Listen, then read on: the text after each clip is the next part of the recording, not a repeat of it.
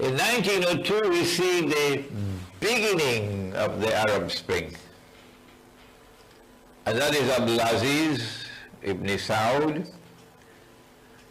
and his clan, who had been driven out of the Arabian Peninsula, they were somewhere in Kuwait, were able to make a comeback.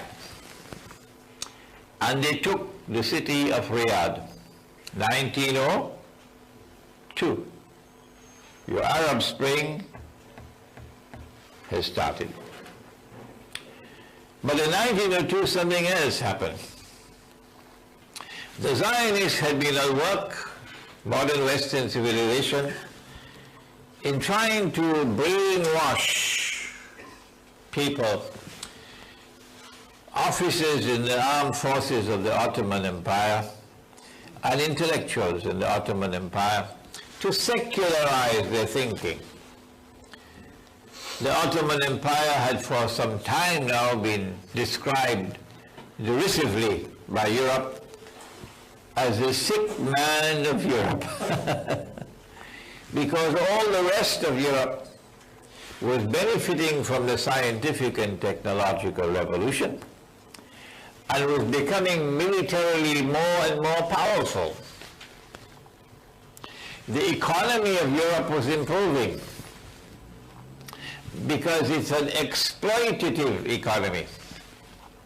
Europe had been sending her armies out into the world and occupying and colonizing the rest of the world, using the newfound military power that came from the scientific and technological revolution. And money is flowing back into Europe. Europe is growing more and more wealthy and militarily more and more powerful, and the Ottoman Empire is left behind.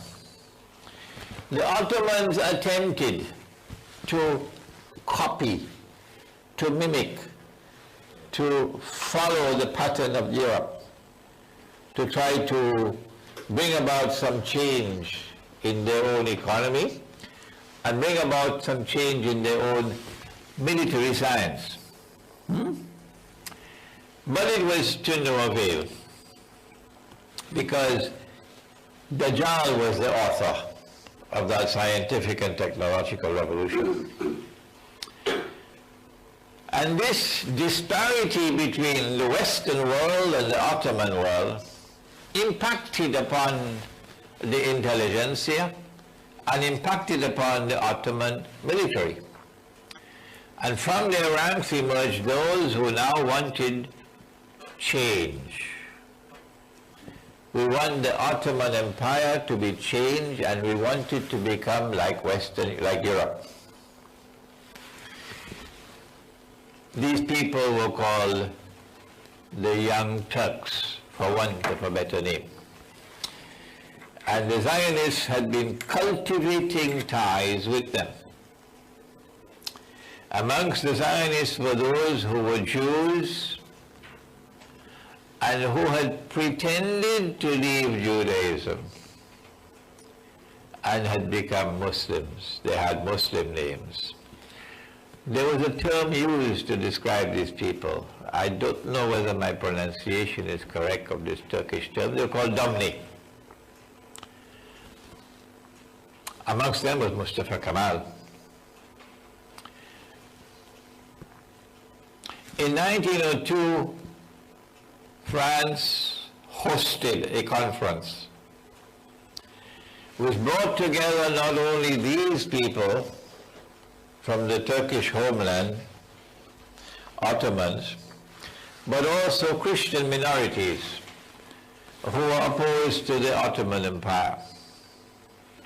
And that conference, which took place in Paris in 1902, was responsible for charting the way for the revolution of all revolutions. Yes, the French Revolution was important. Yes, the American Revolution was important. Yes, the Bolshevik Revolution was even more important.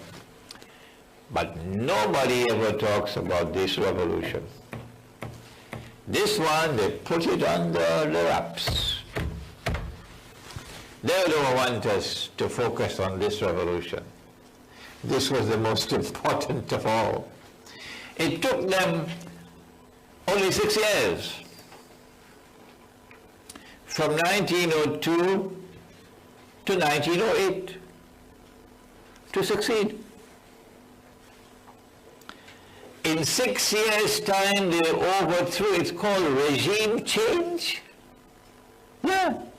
They overthrew the Ottoman Sultan, whose name was, we don't even remember his name now, Abdul Hamid. Sultan Abdul Hamid was overthrown. He had to step down. And these secular Turks, these essentially godless secular people, now pursue a policy of antagonizing the Arabs from Constantinople. Antagonizing the Arabs in the Arabian Peninsula in particular. Why are they doing that? They follow a second policy, not only of antagonizing the Arabs, but antagonizing Muslims. Because they want to provoke, you know the word, a revolt. They want to provoke a revolt. At the same time that they are doing that work from Constantinople, Britain sends her spies into Arabia with a fat checkbook. Maybe there was also some cash. And Britain's spies approached the Ottoman appointed governor of Mecca. Well, they didn't use the word governor, they used the word Sharif. The Sharif of Mecca. Maybe that's where they got. The Americans have the sheriffs in the town sheriff. So he was known as the Sharif of Mecca. And his name was Hosein bin Ali. If you get a copy of my, I don't know whether we have it at the back, the Caliphate, the second edition? Yeah, okay, all right. We have it at the back. The Caliphate, the Hijaz and the Saudi Wahhabi nation state, second edition. At the back of that book, I have put a copy of a proclamation issued by Hosein bin Ali. What Hosein bin Ali does not say when he announces that he is now revolting against the Ottoman Khalifa, who is a figurehead. He wields no power. The government is not in his hands. He is revolting against the Ottoman Khalifa and proclaiming his independence. This is what the Zionists wanted, revolt, the Arab revolt. And he explains why I'm doing it. Because these fellows, look at what they're doing. Look at how they're behaving and all the anti-Islamic activities and so on. Well, what Hosein bin Ali does not say is that he accepted how many million pounds? 7 million pounds from the British as bakshish to revolt in manifest violation of Allah's command in the Quran. Upon this revolt of the Sharif Hussein, and he says, well, I want to be Khalifa now. The Arabs want the Khilafah. The rest of the Arab world is now in a state of revolutionary turmoil. We also want independence from the Turkish Ottoman rule. And the Zionists, with the first Arab Spring, the Zionists are able to succeed in cutting off the Ottoman Empire from the rest of the world of Islam. In 1914, the war took place. The war began. They call it the First World War. So what Britain and France did, I think it was about 1907, which is 9 years after the body of Pharaoh is discovered. What Britain and France did cunningly, is to embrace Russia. Traditionally, they've always fought against Russia. And they've always been allies of the Ottomans. Britain and France were always allies of the Ottomans. They always protected the Ottoman Empire. They always assisted the Ottoman Empire. They didn't want Russia to ever defeat the Ottomans. No. But now that the body of Pharaoh is discovered, they do something strange and mysterious. They reach out to Russia to successfully embrace Russia in an alliance, a triple alliance, 1907. Britain, France, and Russia, knowing that the World War is coming up. Why did they do that? Answer, I wish I had enough time to stop and ask you all some questions. In chess, there's a term, they call it checkmate. Checkmate. You put your enemy in a position where he can't move. Anyhow he turns, he's blocked. So they checkmated the Ottoman Empire. So that when the war starts, the Ottomans cannot become allies in the war with Britain and France. Why? Because Russia is there. And Russia is a traditional enemy. That's why they did it. So the pieces on the chessboard are being put in place as we approach 1914, when the World War is to take place. Out there, Hussein bin Ali is ready to revolt against the Ottoman Empire. And over here, the Turks, the secular Turks, take over the government, regime change. And over there, Britain and France make an alliance with Russia to checkmate the Ottoman Empire. Russia responded when the war started.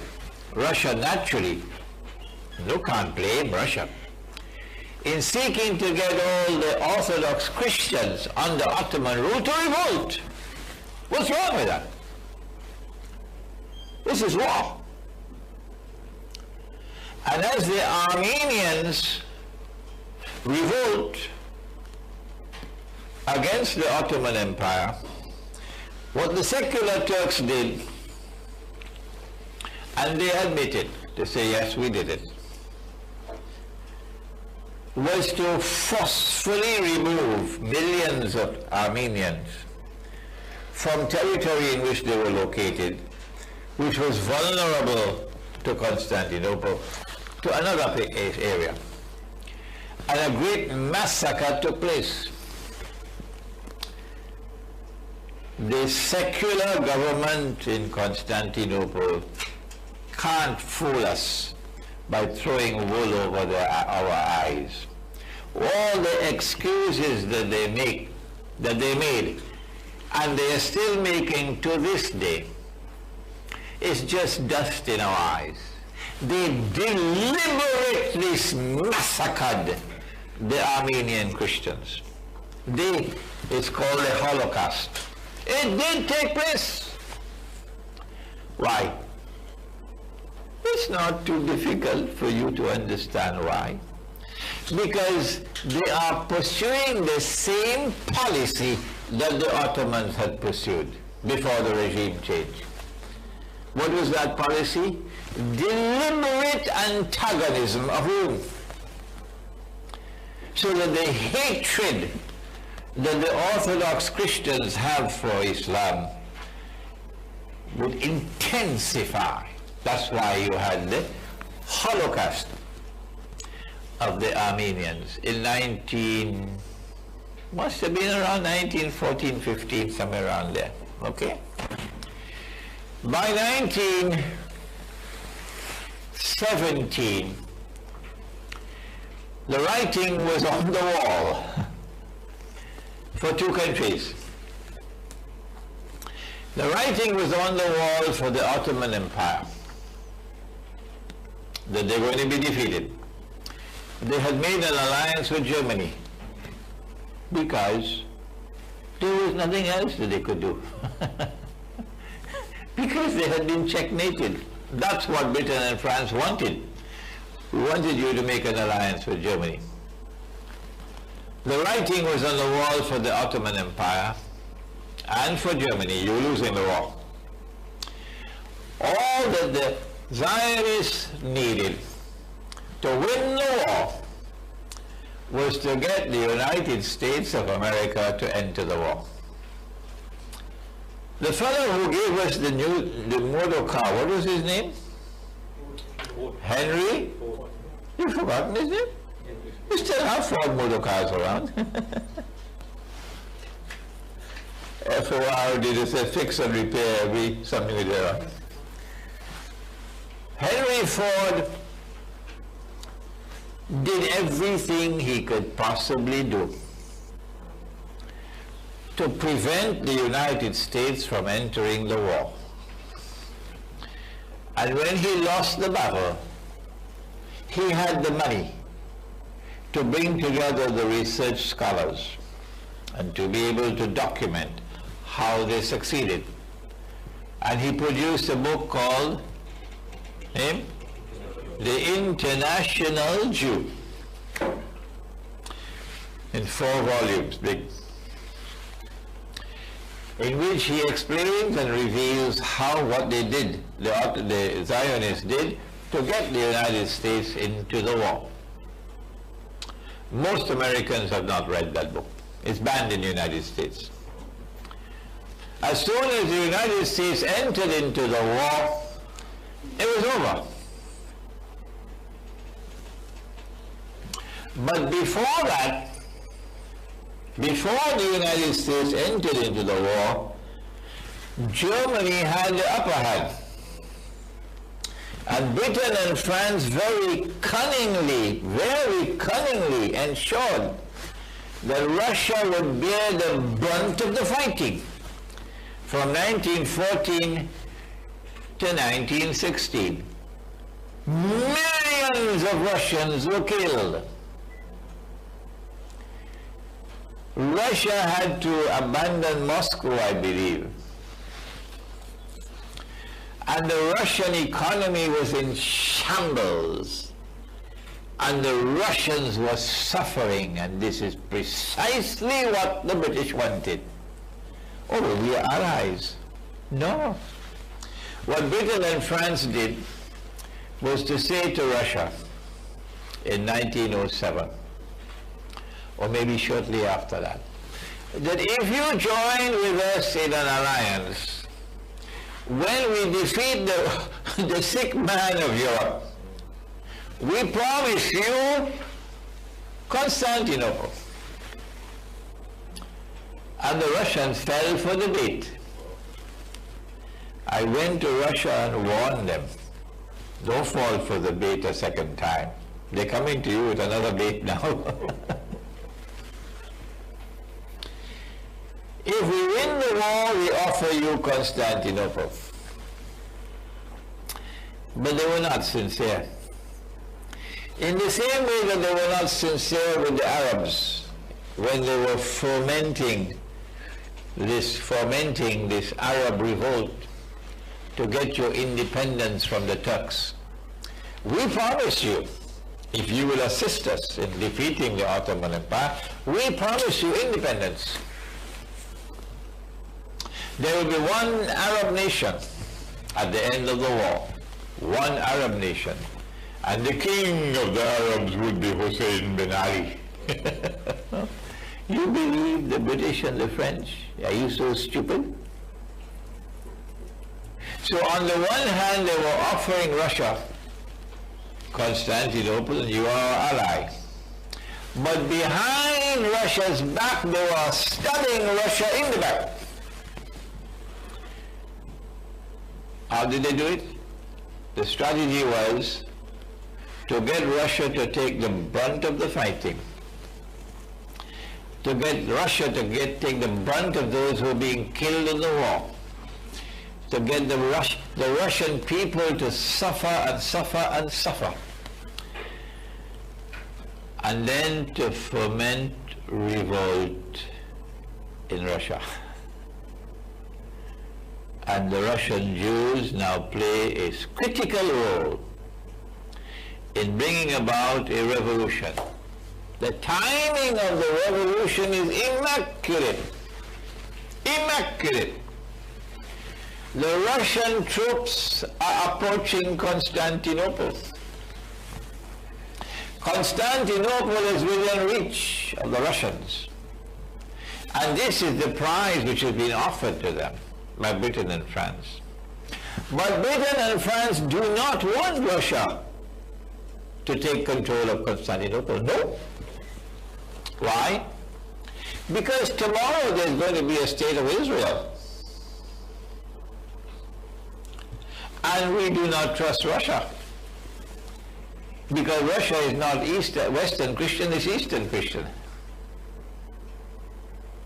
And we do not want Russian warships to be able to pass through the Bosphorus to get into the Mediterranean Sea. So we want to control the Bosphorus, and we must therefore control Constantinople. Under no condition must Constantinople ever get outside of our grasp or reach.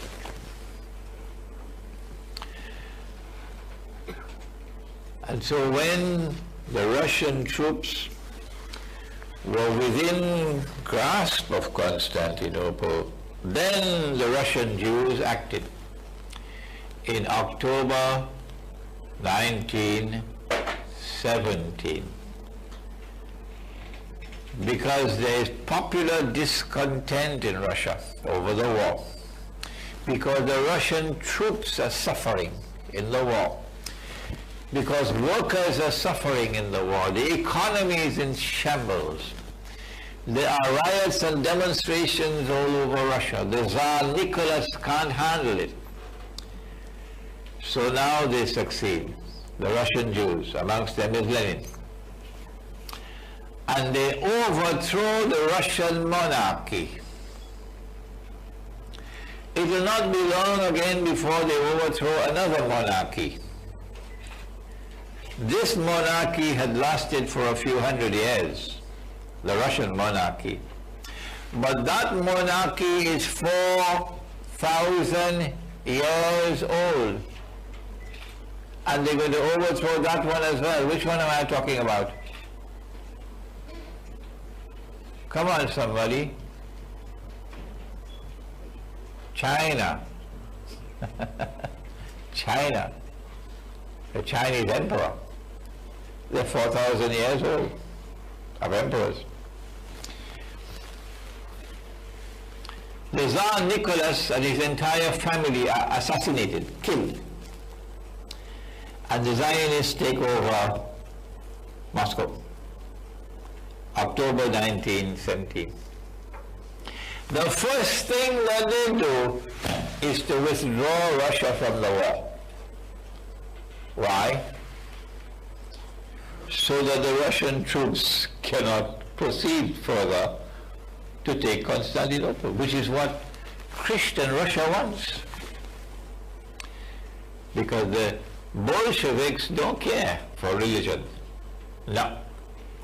What they want is a godless atheist state, and they get it in 1922 when the Soviet Union is created as a Zionist creation, the Soviet Union. So the Zionists are achieving monumental successes. I mean, there was a revolution in Constantinople in 1908, which overthrew the Ottoman regime, which was based on the Sharia.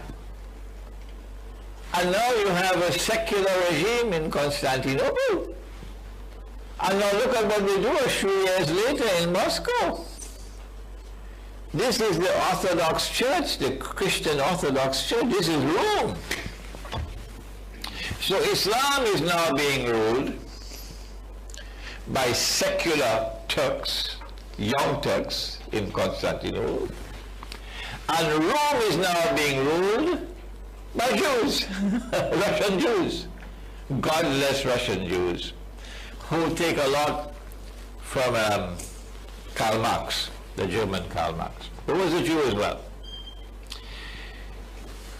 The events which have been unfolding since the birth, since the discovery of the body of Fir'aun, show a certain pattern. And what we are doing is connecting the dots that were never connected before. This is the first time. We are connecting it from the perspective of Islamic eschatology.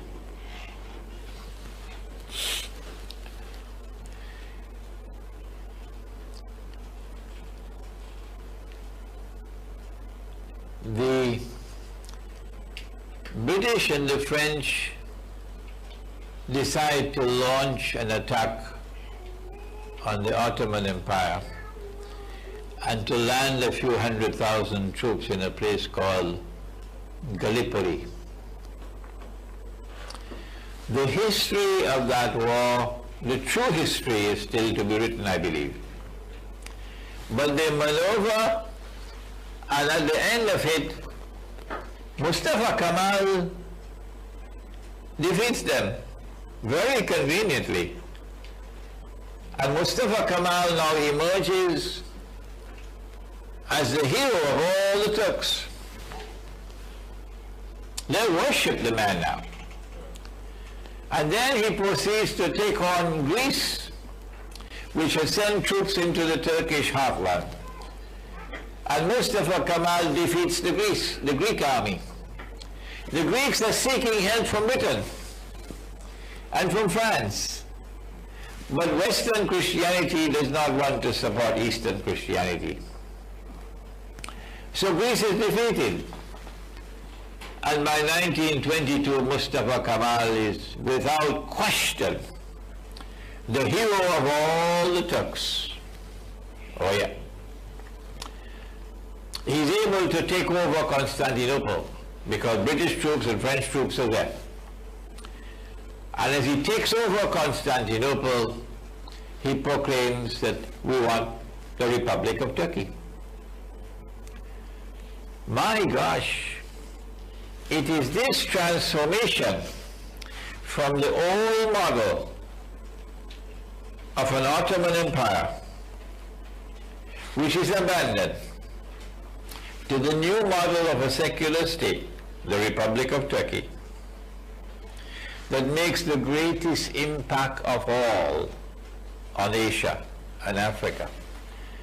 The American Revolution, the French Revolution, the Bolshevik Revolution did not have a comparable impact. What happened in Turkey has the greatest impact of all. And so the Republic, the secular Republic of Turkey is established. And Islam is put into cold storage. He did a number of things to antagonize Muslims. You no longer can wear this hat which allows you to make sajda. You now have to wear the Western hat. So the tarbush, I think it's called, the red one, huh? That one is abandoned. Now you have to wear Western hats. So that with the Western hat, you could take it off if you want to make sajda. The Arabic script is abandoned. And the Latin script is replaced. The same thing happened in Malaysia. The Malay language, the Jawi language, the Arabic script is abandoned and a Roman script, Latin script is replaced. We have a Malaysian here who knows what will happen. It did not happen with the Arabic language. It did not happen with the Urdu language. It did not happen with the Farsi language, but it happened with Turkish. The Azan, oh my gosh, for Salat must now be called in Turkish language, not in Arabic anymore. All the madrasas, all the institutions of Islamic learning are closed down. Closed down. It's war on Islam. At the heart of Constantinople. The name of the city is changed. It's no longer Constantinople. Why Mustafa Kemal? Come on, tell us why. Because they know fully well that the conquest of Constantinople in 1452 is not the one that the Prophet ﷺ prophesied. That the conquest of Constantinople prophesied by Nabi Muhammad ﷺ is still to come. Is still to come. We now can see when that conquest does come, the back of NATO will be broken. And the Western world will lose its control over the Bosphorus. That's coming. But Mustafa Kemal doesn't want us to know that. So he changes the name from Constantinople and makes it an offense, a crime, to use the name Constantinople. You have to refer to it as Istanbul, which is one of the many names it had, all names. And then comes 1924. The events are following rapidly now. In 1922, Mustafa Kemal says, yes, we're going to have a Republic of Turkey, but hey, the Western Christians, they got a Pope in Rome. So why can't we have a Pope as well? What's wrong with that? So the Khalifa is now reduced to a Pope, meaning he has religious authority, he has no temporal authority. Huh? But by 1924 they had to remove that as well, because there was a challenge. The Khilafah is now being dismantled, the institution of the Khilafah. And this is the biggest prize of all that the Zionists have been pursuing since the establishment of the Zionist movement. Even when in 1917, November, General Allenby, with Arab troops fighting loyally with him, shall I repeat it? Huh? Even when in November 1917, the British general, with Arab troops fighting loyally with him, is able to conquer Jerusalem. And then in 1918, the League of Nations gives to Britain a mandate over the Holy Land. What they want is the Caliphate, the Khilafah. And in 1924 they succeed. And because of the Khilafat movement in India. But we're running out of time. And the Caliphate is abolished on the 3rd of March 1924. And then Hussein bin Ali claims the Khilafat on the 7th of March 1924. You find all of this history in my book at the back. The Caliphate, the Hijaz, and the Saudi Wahhabi nation state. These are the events of the first Arab Spring, which led to victory after victory for the Zionists. When we leave that first Arab Spring and we come now to this Arab Spring, we see the same pattern taking place. The Ottomans are removed and they put the Saudis in place to do their work for them. But now in the second Arab Spring, despite all the efforts of Saudi Arabia to save themselves, Saudi Arabia is sinking. Dajjal has used Saudi Arabia for all that he needed from Saudi Arabia. And Dajjal doesn't need Saudi Arabia anymore. So goodbye, Saudi Arabia. Dajjal has used the United States for as long as Dajjal needed the United States. Dajjal doesn't need the United States anymore so much. So goodbye, United States. In the second Arab Spring, we see now events taking place which are going to culminate with what the Zionists want most of all, a state of Israel which was born in 1948 and which since then has been growing and growing and growing in power, replaces the United States as the third and last ruling state in the world. And then Israel has to wage big wars. In order for Israel to wage a big war, she has to weaken the Muslims. Even though the governments are under the Zionist control, the people are still there. So Israel needs something that will weaken the Muslims. The best card that they have, the trump card that they have, is Shia-Sunni civil war. And that is now being played. My time is up. The second Arab Spring, I believe, is going to witness. I hope it does not happen. I hope I'm wrong.